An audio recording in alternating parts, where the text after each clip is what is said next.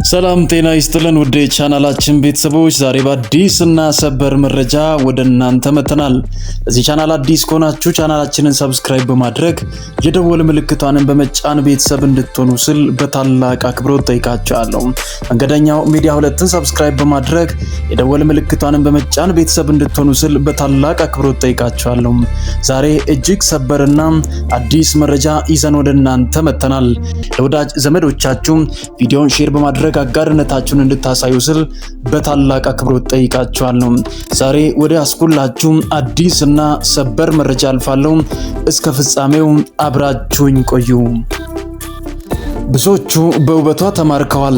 ከህፃን እስከ አዋቂ ከሊቅ እስከ ደቂቅ በጣም ይወዳታል።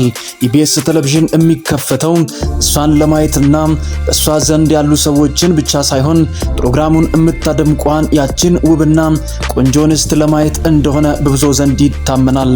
ዛሬ ደግሞ አዲስና ሰበር ነገር ይዛ ብቅ ብላለችም። ብዙዎቹ ይወዷታል። ኢቢኤስ ቴሌቪዥን ብዙዎቹን ሲያሰናብት ረጅም ዓመታቶችን የመቆየት እድልና ጊዜ አግኝታለች። ከሷ ጋር ኢቢኤስ ቴሌቪዥንን የተቀላቀሉ ሰዎች ብዙዎቹ ከስራ ተፈናቅለው ወደ ቤታቸው ተመልሰዋል። አንዳንዶቹ ወደ ሌላ የቴሌቪዥን ማሰራጫ ጣቢያዎች ሄደዋል። ታዲያ ረጅም ዓመታቶችን ኢቢኤስ ቤት እንድትቆይ ምን አስገድዷት ነው? ወይም እንዴት ሆና ነው ኢቢኤስም ሳያሰናብታት ምንም አይነት ነገር ሳይፈጠር ረጅም ጊዜ እዛ ቤት የቆየችው? የብዙ ሰዎች ጥያቄ ነው። ኢቢኤስ አንድ የሚያውቀው ሚስጥርና አንድ እውነት አለ። ሉላን የሚከተላት ብዙ ሰው እንዳለ ያውቃል። መልኳ ተክለ ሰውነቷንም ጨምሮ እያንዳንዱ የፕሮግራም አዘጋጃጀቷ ብዙዎችን ይማርካል።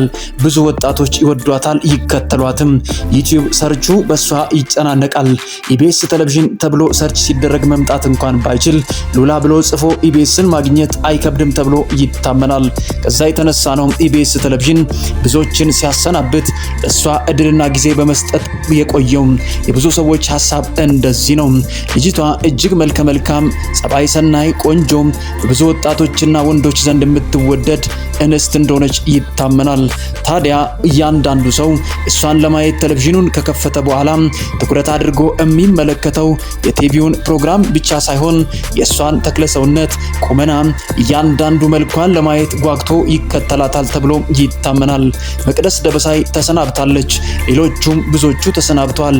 እያንዳንዱ ሴት እንስቶቻችንን የሚያሰናብቱበት ምክንያቱ ባይታወቅም ነገር ግን እሷን የነካ አንድም እንኳን በሷ ላይ ደፍሮ ሊያወራ የሞከረ አንድ ሰው የለም እስካሁን ድረስ ሳታጠፋ ቆይታ ሳይሆን ነገር ግን አንድ ኢቢኤስ የሚከተለው አንድ ስብዕናና መስፈርት አለው። ይህ ምንድነው? ልጅቷ እጅግ ከማማሯና ቆንጆ ከመሆኗ የተነሳ እድሜዋ በጨመረ ቁጥር ሌትና ቀን ስራዋ ላይ ትኩረት እንኳን አድርጋ ብትቀጥልም ውበቷ እንደነበረ ነው። ሰውነቷም አይቀንስም አይጨምርም። የተስተካከለ ተክለ ሰውነትና አለባበሷም እጅግ የተዋበና ቅንጡ የሆነው የኑሮ ዘይቤ እንደምትከተል በብዙዎቹ ዘንድ ግልጽ ነው። ያንን ደግሞ ኢቢኤስ በጣም ይወድላታል። ምክንያቱም እያንዳንዳችን ፈጣሪ ሲያድለን የራሳችን የሆነ መልክና ተፈጥሮ እንዳለ ይታመናል። ነገር ግን አሁን ላይ የሚከሰተው ነገር ምንድነው?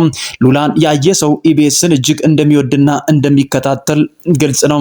ኢቢኤስን ከሉላ ውጪ ማሰብ እጅግ ፈታኝ እንደሆነ በብዙዎቹ ዘንድ ይታመናል። ዛሬ ደግሞ የኢቢኤስ መቆምና የመጽናቱ መሰረት ሉላ ናት ተብሎ እስከሚወራ ድረስ እዛው ቤት ሰነባብታለችም። ከኃላፊው ጀምሮ ጥቂት ጊዜያቶች በፊት አንድ የተናፈሰ ወሬ አለ። ይህም ወሬ ምንድነው? ኃላፊው ሉላን ይወዳታል፣ የፍቅር ጥያቄም ሊያቀርብላት ዘንድ አንድ ሁለት እያለ ነበር። ነገር ግን ከአገሬ አሜሪካ የተሰማ አንዳንድ ወሬና መረጃ የኢቢኤስ ኃላፊዎቹና ዋና መስራቾቹ ኢትዮጵያ ውስጥ እንደሌሉ በብዙዎቻችን ዘንድ የታወቀ እንደሆነ ግልጽ ነው። ነገር ግን እንደዚህ የሚባል ነገር ተፈጠረም። ዋና መስሪያ ቤቱ ላይ ኃላፊ ሆኖ የተገኘ ሰው በሉላ ምክንያት ከስራ እንደተሰናበተ ግልጽ ነው። ስራና ስራ ብቻ እንጂ ሉላን ማንም እንዲነኳባት አይፈልግም ተብሎ ይታመናል። ኢቢኤስ ቴሌቪዥን ደግሞ እስከዛሬ ድረስ እሷን ያላሰናበተበት ምክንያቱ የመጀመሪያው እጅግ መልከ መልካም፣ ቆንጆ፣ ጥሩ ተክለ ሰውነት ያላት በብዙ ሰዎች የምትወደድ አመለሸጋ እንደሆነች በማመኑ ነው። ሁለተኛ ደግሞ ብዙዎቹ እሷን ብለው እንጂ የፕሮግራም ማሰራጫ ጣቢያው ላይ መስራት የማይፈልጉ ወንዶች አሉ እስከሚ እስከሚባል ድረስ ቲቪው ይታማል። ስለዚህም ዛሬ ደግሞ አዲስ ነገሮች ብቅ ብለዋል። ከሉላ ጋር አዲስ ሰጣ ገባ ውስጥ የገቡ ሰዎች እንዳሉ ቢታመንም አፈቀርኩሽ ላንቺ የሚሰጠው ባታና ክብር ይገባሻል የሚሉ ሰዎች ቢበራከቱም ዛሬ ደግሞ አንደኛው እጅግ ኃይለኛ ነው ተብሎ የሚታመነው በብዙ ወንዶች ዘንድ በብዙ ሴቶች ዘንድ እጅግ ተወዳጅነትን ያተረፈ ከልጅነታችን እስከ እውቀታችን ድረስ ብዙዎቻችን ቲቪው ላይ ፊልም ስራው ላይ እየተከታተልን የመጣ ነው አንድ ሰው አለ። ሁላችንም እናውቃለን። ዳኒን የማያውቀው ሰው አለ ብሎ ማሰብ እጅግ ከባድ ነው። ምክንያቱም ከልጅነቱ ጀምሮ የፊልም ስራ እየሰራ በፊልሙ ኢንዱስትሪ ደግሞ ብዙ ተወዳጅነትን እንዳገኘ ይታመናል። እጅግ ትሁት ነው፣ ሰው አክባሪ፣ በብዙዎች ዘንድ ደግሞ መልካም ስብዕና እንዳለው ይታመናል። ከሰው ጋር ሲጋጭ አንድም ቀን ታይቶ አይታወቅም። ስራውን አክብሮ እንደሚሰራና ወደ ኢቢኤስ ቤት ሲመጣ ብዙ የቴሌቪዥን ማሰራጫ ጣቢያ ጥያቄ አቅርቦለት እንኳን ቢሆን ያንን ሁሉ ገፍቶ ወደ ኢቢኤስ ቤት እንደመጣ በሁላችንም ዘንድ ግልጽ ነው። እሱም አመታቶችን ኢቢኤስ ቤት ላይ አስቆጥሯል። ስለዚህም ዛሬ ደግሞ አዲስና ሰበር መረጃዎች በሉላና በዳኒ መካከል እየተሰሙ ይገኛሉ። እቺ ቆንጆና አማላይ ብዙ ሰዎች የሚወዷት ሴት ከዚህ በፊት አግብታ እንደነበር በሁላችንም ዘንድ ቢታወቅም ታዲያ እቺን አመለሸጋና ቆንጆ የሆነች ሴት ከባሏ ጋር እንዴት መቀጠል ከበዳት? ባሏስ በምን አስችሎት ነው ከሷ ጋር ፍቺ ጠይቆ የተለያዩት? የብዙ ሰዎች ጥያቄ ነው። ሉላም ስለ ትዳሯ ስትጠየቅ በተደጋጋሚ የተናገረችው ነገር አለ። ለትዳሬ ብዙ ዋጋ ከፍያለሁ፣ ትዳርን ለማጽናት ብዙ ዋጋዎችን ከፍያለሁ። ነገር ግን አንዳንዴ ከምንከፍለው መስዋዕትነት በላይ ትዳር ለመጽናት ብዙ ዋጋዎች ይከፈሉበታል። አንዳንዴ ግን ላይጸናም ይችላል። ሴቶች አንዳንድ ጊዜ ብዙ ዋጋዎችን እንኳን ብንከፍል ትዳሮቻችንን የማጽናት አቅም ላይኖረን ይችላል። ስለዚህ ፈጣሪ ስላልፈቀደም ከባሌ ጋር መለያየት ሆኖ አሁን ላይ ልጆቼን ብቻዬን እያሳደግኩ እንደሆነ ኢትዮጵያ ሕዝብም ሁላችንም የምናውቀው ጉዳይ ነው። አመታቶችን ልጆቼን ብቻዬን አሳድጋለሁ። ነገር ግን ህይወት በዚህ መልኩ መፈታቱና መቋጨቱ ቢያሳዝነኝም ነገር ግን ረጅም አመታቶችን ስለኖርኩኝ አሁን ምንም ይፈጠራል ብዬ አላስብም ስትል ተደምጣ ነበር። የኋላ አንድ ነገር ብቅ አለ። ዳኒን በፊልም ስራው ብታቆም ነገር ግን አብሯት ወደ ኢቢኤስ ቤት ለመስራት መግባቱ በሁላችንም ዘንድ ግልጽ ነው።